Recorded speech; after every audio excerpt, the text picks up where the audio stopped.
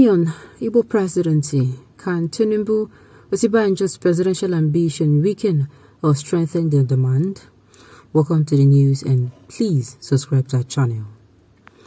The demand for a Southern presidency has been hinged on the fact that a zoning arrangement within the two major political parties, APC and PDP, has ordinarily favored the South for some reasons. In APC, both the outgoing president and the newly inaugurated national chairman of a party, Adamu Abdullahi, are from the North. Of course, newly all the stakeholders don't dispute it. But the PDP case is controversial, as you know.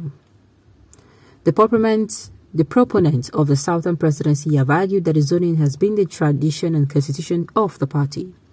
This was why in 2019, Atiku Abubakar was elected the party's flag bearer, while Uche Secondus from the South was in charge of the party's affairs as national chairman. In the 2023 presidential election, despite the fact that the current chairman, Ayu Iyocha, is a northerner, the party is still divided over which region gets the ticket.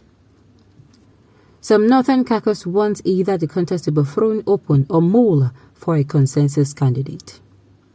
This is contrary to the yearnings of the Southern Caucus, PDP governors, and socio-political groups who have insisted on conceding the ticket to the South.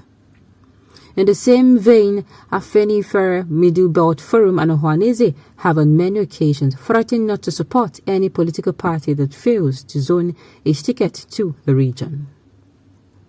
The other argument in favor of the demand is that a Southern presidency will give fairness, justice, equity, and a sense of belonging to the southern part of a country being riddled with the secession agitations of IPOB and the Yoruba Nation.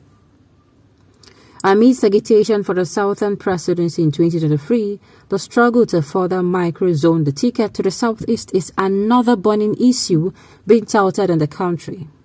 Of course, there are prominent politicians and groups irrespective of the region who have to canvass for the actualization of the Igbo presidency. The promoters of this agenda have claimed the most exalted offers to put an end to the agitations occasioned by IPOB and the alleged marginalization of the Southeast. Since the race for the 2023 presidency began, several politicians, including governors, senators, and businessmen from the Southeast, have declared to contest and succeed President Buhari. They have done so on both APC and PDP platforms. However, the new argument now is that the presidential ambition of Osinbajo and Tinubu from the Southwest might weaken or threaten the Igbo presidency. How? Will Osinbajo Tinubu's presidential ambition weaken or strengthen Igbo presidency demand? Tinubu's ambition has received some condemnation in recent times, most especially from the southeastern region.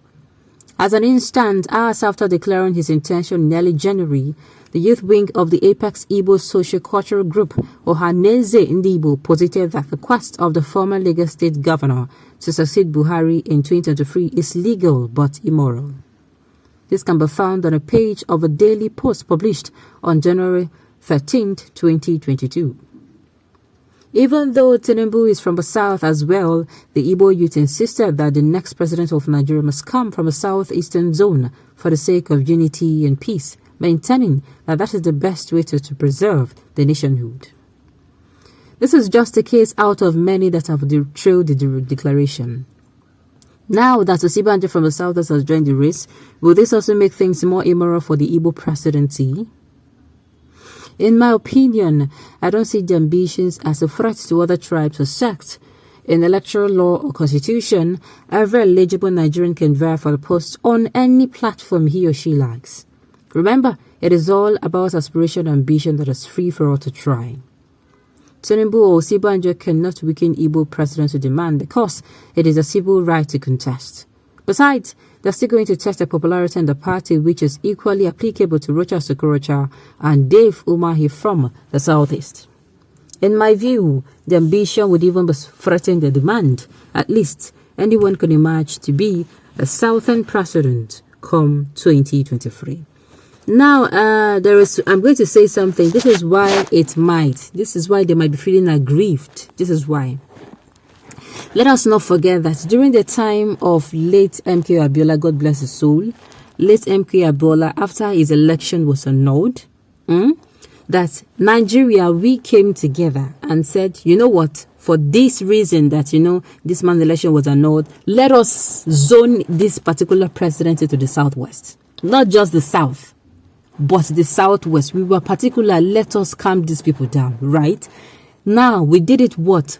To calm them down, number one, to maintain our status as Nigerians, because I'm sure these people might want to, they were so aggrieved then.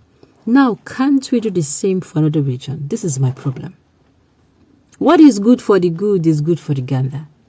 Yes, call a spade anywhere you see it. It should not be a spade because it's in this your neighbor's house and not in your house. Speak the truth to things. That is what I'm saying. These people now, had it been that the zoning has not taken place, I'm not sure these people would be aggrieved. But because it has taken place, the Southwest, they came together as a nation. They said, okay, let's give this thing to these people. These people are aggrieved. They are now saying, do you know what? Let it happen. Why? Because we have not even have the opportunity or a shot at the presidency or the vice presidency. And this time around, they are even saying they don't even want any other position. They are saying, do you know what? They don't want any other position. In my own opinion, if it is me, if now Nigerians be reason alike, I'm going to say these people, give it to these people. The times are not even favorable for them.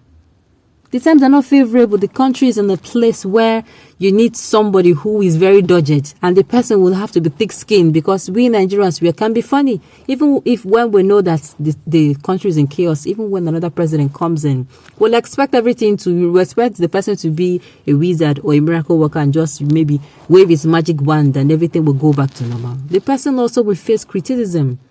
The person will have to be thick-skinned as well. And yes, it should not weaken, but it should strengthen them the more. I agree with that part. They should come out and say, you know what, this thing must happen. To me, just like when a child is telling you, Mommy, you don't used to allow me to sweep. When you're growing up as children, Mommy, you don't used to allow me to wash clothes. Start giving those child that thing to do. Allow that child to start doing it. Let that child start doing it. In my own humble opinion, you give them opportunity to do it. Yes, people are saying, oh, it is not going to calm them. Have you given it to them? Do you know that if you give this particular president, if it's the zone now, if it is microzone to the southeastern region, and everybody backs them up and they vote for them, paraventure, I'm just saying, if it happens. These people, do you think that they will still be aggrieved? The person, if the person picked is someone who is really for unity of Nigeria, do you think he's going to allow these people to keep constituting? He will call them. There will be room for dialogue. That dialogue that we'll be talking about, they will calm them down, call everybody for dialogue, and then we'll look how to move the country forward. And that's my own opinion. On this note, we have come to the end of the news. We say thank you for tuning in to listen. Until I come here next time, enjoy the rest of your day.